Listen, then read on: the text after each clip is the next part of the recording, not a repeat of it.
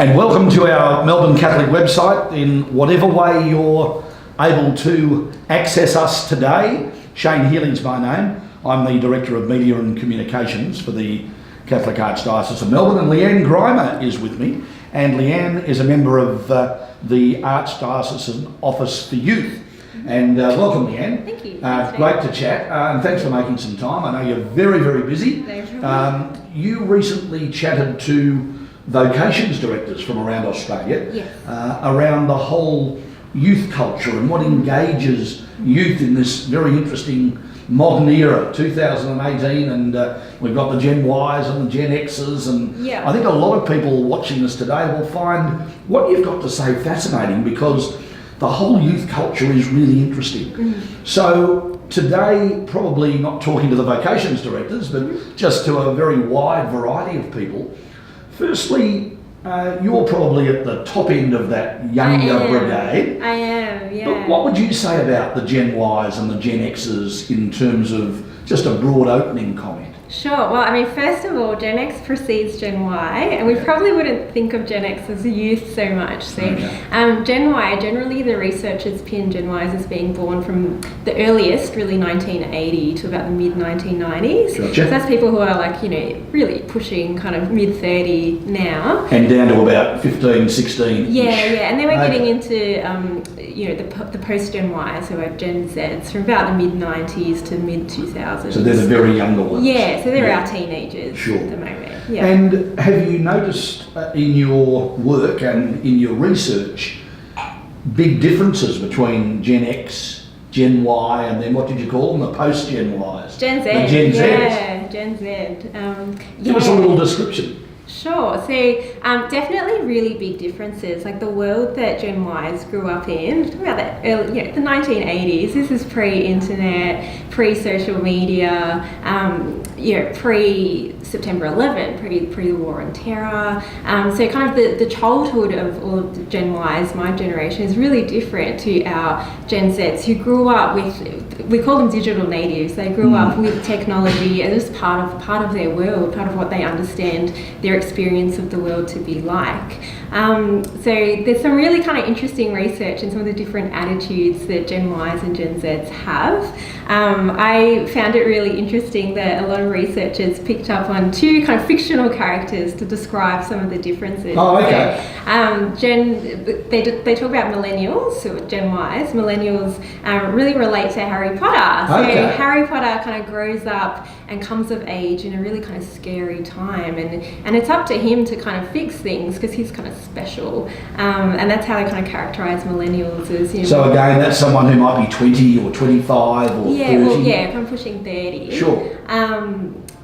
Having kind of this innate kind of specialness and need to kind of respond to the world around them. That makes entire sense. Yeah, and then when you look at our younger ones, the Generation Zs, the fictional character researchers often pin as kind of really exemplifying their attitude is Katniss from the Hunger Games. The Hunger Games is a very popular show, isn't it? Huge. The movies, the books, massive. And she is part of this really dystopian world. Things are very, very dark.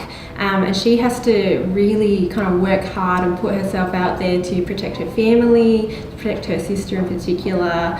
She's really resourceful. She has to kind of really go it alone. Like, it's a very difficult world that she lives in and has to navigate. She doesn't have a lot of people that she can trust. That's kind of how they like to characterize our Gen Zs as being. Yeah. Okay, so that's the younger group that's coming through now. Yeah. So can I relate that then to, say, our Catholic world and our Catholic faith?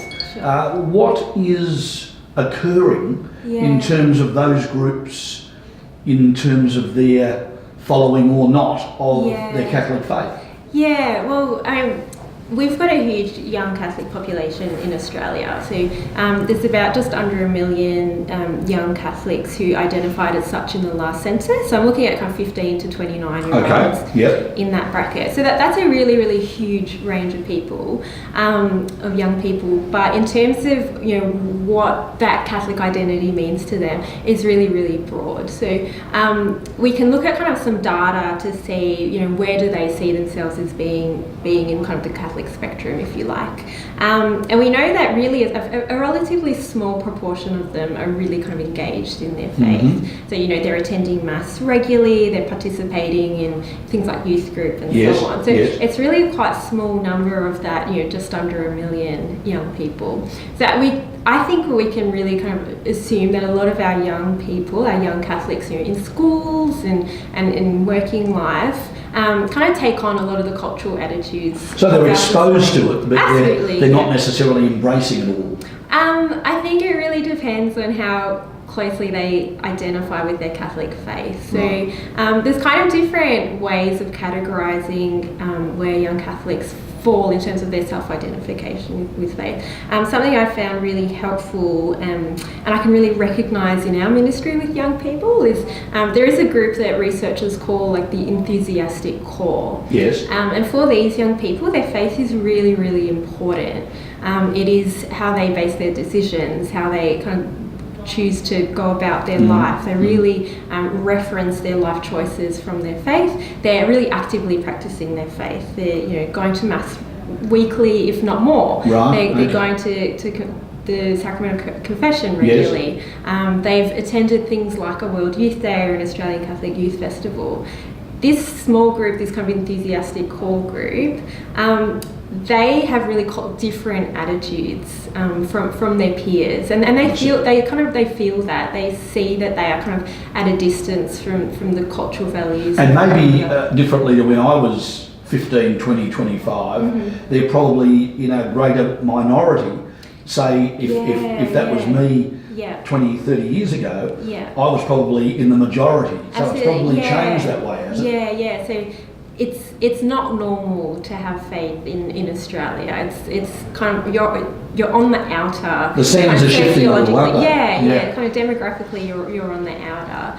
So that's really, really interesting in terms of how these young people kind of position themselves and navigate their place in our world.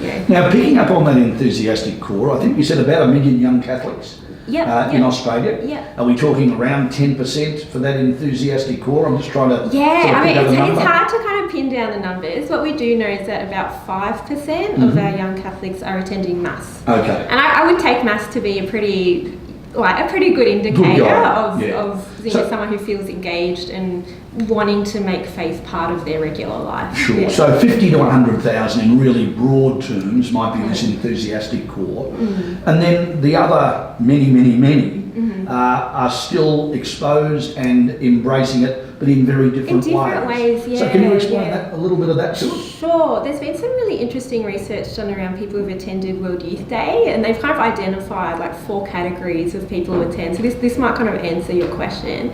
There is the devoted, so people who've already taken on faith as something they really value, and for them something like World Youth Day is a chance to just kind of be affirmed in their faith, to meet other like-minded people, because often they won't have the opportunity to do that in a big way, perhaps in their local parish where they might be one of the few young people. Or just in life in general. Yeah, absolutely. Yeah. So there's the devoted. Then there's people who are, I forget the proper name for it, but they identify as Catholic and they're happy to do so. Yes. But they see it as one aspect of their life among many others. So one aspect of their identity among other things. So they would equally look to their family or perhaps their cultural background or their hobbies, if they have a particular interest, as being of equal importance in terms of identifying who they are. Then we have a group who are the meaning seekers. And I think a lot of young people will fall into this category. They're searching and they're quite open. So they are interested in learning about things. And what we do know more generally about young people is that they're quite open. So they're quite they like the idea that people have faith. They like the idea of living in a country with lots of different religions. But they're kind of they're open to the idea of that. They like the idea of that, so long as it kind of doesn't infringe on them too much. It's not kind of imposed on them. So they're quite happy to discuss things like religion in a way that older people are less comfortable doing. So that's kind of our meaning seekers, and they would use World Youth Day to kind of just suss out what is this? What's this all about? What's this all about? Okay. And a lot of these people. when they do have an encounter of faith at something like a World Youth Day or a youth festival, it's very transformative. They're the people that are really transformed by these kinds of experiences. And our final group are the what they call the tourists. So it's young people who are like, oh, they're along for the ride, but they don't really go expecting to kind of take anything on board. They might, but they're not really expecting it. Yeah. When you spoke to the vocations directors, who are always on the lookout, I guess, for people who might come into the path to the priesthood, quite specifically, you actually did come up with some really interesting concepts. Okay. And one, I think you called Find My Tribe. Okay. So what's Find My Tribe? What's that all about? So I was just sharing with the vocations directors just some kind of typical kind of attitudes that researchers identify among our young people. And Find Your Tribe is just this kind of, it's this really important idea that young people seek belonging. And compared to perhaps a few generations ago, the group that you belong to is not assumed. You're not kind of born into it necessarily. Which I probably would have assumed I was. Yeah. So it's this kind of idea that you need to find the people that you belong with. I see. And it's not necessarily that they're the people that are exactly the same as you, because we know our young people really love kind of, they really value, diversity. They appreciate that people are very, very different across all sorts of different aspects of life. But it's finding the people that you can be yourself with, and that will accept you totally. Great answer. Yep. Now you talked about this concept of a therapeutic God. As I ask you to explain that, could you also give us a bit of an idea, where is God in these people's lives, generally speaking? So perhaps to introduce the idea of the morally therapeutic God, I might just introduce another concept first, which I shared with the vocations directors, and that's this idea of the MIDI narrative. And it's something that researchers have identified in the last 10 years or so, when they look at the lives of young people and what their aspirations are, what they want out of life. And what they really find is that what they want are they're pretty modest kind of dreams. There's three things that young people want out of life, and that's family and friends, so it's this kind of this tribe belonging idea, and excitement, and the path to excitement is generally you study well, you get a good job, something that's good for you, and that's kind of the markers of what makes up the good life. That'll probably surprise a few people that it's relatively simple like that. So it's pretty almost humble, kind of humble dreams, and in that, and it is described as a MIDI narrative, because what they say is that young people don't see their life as unfolding as part of a kind of larger story, whether that's a religious story or a secular kind of narrative. It's just kind of focused on their little network of me, my family, and my friends. And it's not like an individual mini narrative, because it does actually, it does care for the people around their little network. So it's kind of this MIDI narrative. And the idea of the moralistic therapeutic God, that was also came out of research that was done in the States into the spirituality of teenagers about 10 years ago as well. They discovered that young people kind of see God as kind of on the outer. So when we're talking about a MIDI narrative, God doesn't have a huge place to play in that. They don't see their life as unfolding in the story that God might have for them, or God has for humanity. God is kind of sitting on the outer, and he's kind of a resource that might be called upon if I'm in trouble, if I'm having some problems in achieving my goals of good relationships with my family, friends, and having an exciting life. Excitement, So the three descriptors are moralistic, therapeutic, deism. So it's a belief in God, and that God created the world, but he kind of sits at a distance. He's not particularly involved or invested in your life. He kind of just wants people to be more or less happy. Just pursue these things that kind of make for a good life. So what does Catholic, or being Catholic, mean to